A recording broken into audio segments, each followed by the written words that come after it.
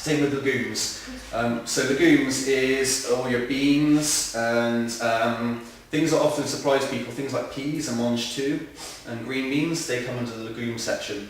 All the dry beans, chickpeas, lentils, that kind of stuff, they all come under the legume section. And again, this is one that I think is good to try and cut out for a few weeks, and then when you reintroduce, watch what happens. I think I'm slightly intolerant to that. Often people get really gassy. Some people get really gassy with legumes, others don't. And if you're really gassy, it's a sign that your digestive system doesn't like it very much. Often what most people end up doing is putting back in the green legumes, so things like peas and mange too and runner beans and stuff like that. Throw those back in, count them as vegetables, unless they have any adverse effects, and then just try to not have loads and loads of lentils and chickpeas and all that kind of stuff. They're quite starchy again. But yeah, that would be something you'd have to make up for your own. My suggestion would be, try it for a few weeks 100%, reintroduce some of those things again. Caffeine is one of those things that is quite toxic for your body. Anything toxic is going to be encouraging your body to store it in fat cells. So if you can detox, people go and do like detox retreats, they often lose loads of body fat, because when the body flushes out toxins, the fat cells that have been held in go with it. Yeah, so caffeine and alcohol are toxins that will be stored as fat cells in your body. Loads of people, when they give up alcohol and caffeine for just a few weeks, loads of weight falls off them in places, often stubborn places as well. You know, something I get this stubborn. If I don't have alcohol anymore, but when I cut out sugar, this just disappears. Yeah, after a few weeks, which is nice. But then it's hard to stay up there. Okay. So fruit juices as well. Yeah. Good question. Yeah. Again, fruit juices concentrate the sugar in the same way that like dry fruit and that kind of thing does. So if you're going to have some fruit juices, better to have again with nuts and seeds. It's not one of those things I'm going to put on a banned list, but if you're looking to cut as much body fat as possible, if losing body fat is one of your priorities, the best idea is to not have too much juice. If you are going to have juice, try and have the more expensive but fresher stuff, so not from concentrate. Concentrate is not as good. But I would suggest better to have the whole fruit rather than the juice. Fibre will slow down the release of the sugar. It's even better if you have some nuts and seeds with it. Yeah. Okay. What's the other question you asked? Calcium. Yeah, so you can eat a lot of green vegetables. Great, so because my daughter's dairy intolerant. And okay. Yeah. So again, it's been marketed to us for years and years and years that dairy is the best source of calcium for the body. Now, dairy is quite high in calcium, but much more important, rather than the content of the product you're eating, is how much your body absorbs from that product. And loads of studies have shown now that actually your body doesn't absorb the calcium from milk very well. Dairy products are quite acidic. And your body finds it hard to absorb the calcium. So even though there's lower levels of calcium in green leafy vegetables, your body absorbs them a lot easier. So you can get all the calcium you ever need from loads and loads of green leafy vegetables. So dairy is not necessary to have for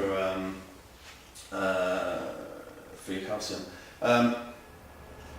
I'm going to be allowing small amounts of dairy, so I'm going pretty much 100% paleo, but I am going to allow myself some amounts of dairy, and the main reason for that is if I'm here training and then I've got another class or something like that, for me like a quick protein shake is the only way that I can really get it in, but that'll be like once in a blue moon for me. But if any of you have got particularly crazy busy lives and you want to it's important to refuel after training, or if you're hungry during the day, a protein shake is one way of doing. That's what I'm going to do. That's not part of paleo at all, but that's one thing that I will have just some whey protein and some milk, and I'll have a shake every now and then. So if you see me having a shake here, it's not that I've broken my plan, it's that's something that I've decided I need to keep in there for an emergency. Okay, so I'm going to send you some more information anyway.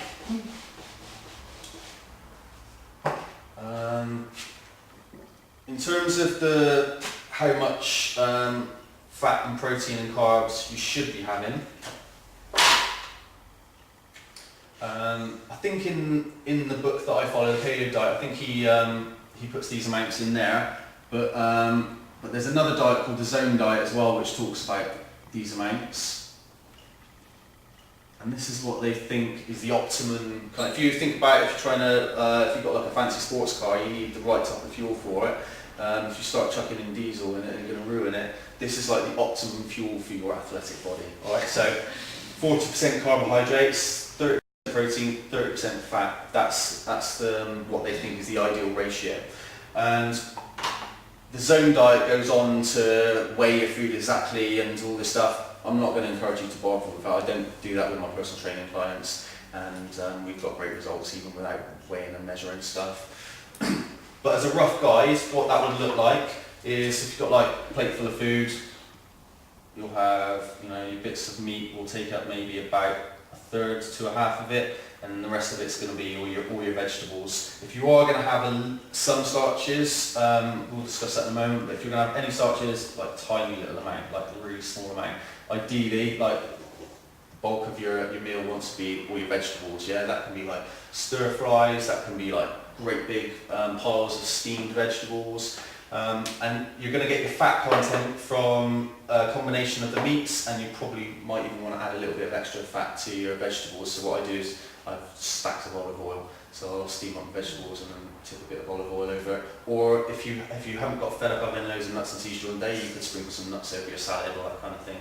Yeah, but you might want to find you add a little bit of extra fat to your meal as well. If you had a lean piece of chicken and a load of vegetables, you wouldn't have enough. You'd have too big at either protein or carb ratio. Does that make sense? Yeah. Yeah. So that's what your plate should look like. That's like greens, and that's your protein. Right. So you're a veggie. So anyone else vegetarian? Anyone else vegetarian? No. Okay. So I would say as a vegetarian, you can still bear these principles in mind. So if you know that starchy carbohydrates are going to give you a high insulin response, you can try to keep that as low as possible. Yeah, so try to reduce the amounts of the rice, potatoes, pasta, bread, all that kind of stuff. A lot of vegetarians, they eat huge quantities of those things. You don't need to. You can if you can try to switch that around to the vegetables. So you're still having carbohydrates in your vegetables, but they're different. They're not so starchy, and they're not going to elevate your sugar levels so much. I would suggest for you probably not cutting out the dairy unless you know that you've got an intolerance to it. No. Have you ever experimented with cutting out dairy? I went to Asia once for 3 months and didn't eat much, but then I did have a reaction. It's funny when you had a reaction when you came back? Yeah.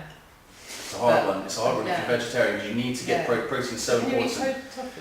So yeah, so the soya, that comes under the legume section. Okay. But if you find that you're less intolerant to the legumes, it'd be much for you to get your protein from those. Yeah. Again, they're starchy, so nuts, seeds, legumes, that's where you're going to get your protein and your fats from. Well, your fats isn't so much a problem because you can have olive oil and olives. Avocados are a great source of healthy fats, but your protein is going to be... There's quinoa, you know what quinoa is? Yeah, there's a grain from South America called quinoa. If you're desperately in need of some starches, and you can't call on any support from the group around you, and you end up relapsing a little bit on it. Quinoa, this grain has all the essential amino acids in, so it has all the protein bits that you need. Yeah. So that would be something that you can have. You have a bit in your meal to keep the protein level up. But it's harder to eat paleo, but you can still bear those principles in mind. And if you know that you've had a bit of intolerance to dairy, you could try and cut your dairy down a little bit. Stuff like cottage cheese is a really good source of protein, and you can see how you react to that. It'd be better to have something like that than like hard cheese, which is less protein and there's not so much goodness in that. Yeah. Okay. Any more questions about that before we go on to the next bit about the actual diet itself? What drink do you recommend? Is it like water? Yeah, so loads and loads and loads of water, as much water as you can have. Water's going to help you to flush your toxins through, water's going to help you to burn fat. Some juices, if losing the fat isn't as important to you. All the herby and fruity teas are great, a really, really good way of getting water to you. Tea and coffee is obviously like more caffeinated, so better if you can have like things like Red Bush, rooibos tea. And if you don't like that, no. Who likes Red Bush tea here? I do. Give me a show of hands. No. Red Bush, I don't understand. You hate it? No, I'm not really trying it. It's carbonated water with Great. a squeeze of lime or Okay. lemon juice. That's Good stuff. yeah. So you've been doing paleo for a while now, haven't you? So how long have you been paleo? Off and on, coming up to 12 months. About 12 months, cool. And what kind of percentage would you say you're on it? At the moment, So- being Christmas. So up until start of December. I did 2.5 months, 100%. Yeah. And then December occurred. And I put on £6 in about 3 weeks. Right. So Caroline knows that paleo works really, really well for her, yeah? And then you know that when you go off it a little bit, it comes back reasonably quick. But you've got solutions, so you know Yeah, exactly. it's easy to do what you did before and get back again. It takes some getting used to. It does. If you've been eating loads and loads of bread and potatoes and that kind of stuff, I love bread and I love bread. Actually, is the biggest thing. And sugar, sweet. I got a big sweet tooth, and it's hard. It's hard work to do this, But it'll be easier for me doing it with you guys as well. I know that. And it's the preparation. That's the key. Yeah, Go home great and stuff. I've not got stuff in, Yeah. and like tonight I was like, it's December still. I'll pop and get something. They say like I have to have everything in, like so just plan what I'm doing and make sure I've got something in. Yeah, that's the key thing. Yeah, Yeah. absolutely. Yeah. So important. It's not really hard to eat paleo if you're out and about because you can find the nearest superstore and go in there and you can get some deli meat and a bit of fruit and some nuts and seeds. But try to be aware of like sandwich bars that will make salad boxes, because when you're out and about, if if I'm in Clifton and there's that certain place that I go to regularly and they do me a nice salad box, it's so much easier than going around sandwich places that only do it in bread and go, oh, and I have to throw all that away and buy 3 of them to get the amount of food I need, But yeah, being prepared is all about that. If you can plan ahead, so if you can cook up things to take to work with you in boxes that you can reheat at work, or if you can make sure you're up early enough in the morning to make yourself a salad to go to work, or if you can cook extra the night before in your evening meal, so you've got some leftovers to take the next day, all that kind of stuff. Make sure you've got nuts and seeds on you, like at work, in your car, have that around. So if you're peckish, don't let yourself get starving hungry and not have anything to hand, because you'll end up going into the nearest place and buying something you don't want to be eating,